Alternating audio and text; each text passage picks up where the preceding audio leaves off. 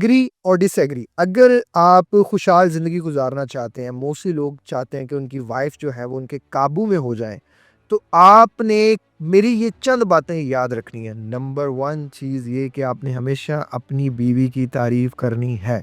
वो खूबसूरत है या नहीं है, वैसे तो अल्लाह का बनाया हुआ हर इंसान बहुत खूबसूरत है, लेकिन आपने अपनी वाइफ़ की तारीफ़ ज़रूर करनी है। हर बार उसे ये कहना है, "तुम दुनिया की सबसे खूबसूरत लड़की हो, माशाल्लाह, वॉव! तुम कितनी यंग होती जा रही हो, wow! So beautiful, so nice, ज़बरदस्त! कितनी प्यारी लग रही हो यार तुम। ये कपड़े तुमने कहाँ से लिए? ये मेकअप तुमने कहाँ से लिया? माशाल्लाह, तुम तो बड़ी स्मार्ट होती जा रही हो।" हर खाने में ना, जो भी वो खाना बनाए, आप जब खाने के लिए बैठे उसकी तारीफ कर देना। हफ्ते में 1 बार उसको कोई छोटी-सी चीज़ गिफ्ट कर देना। लेकिन ये फ़ॉर्मूला आप लगा के देखना, आप हैरान हो जाओगे।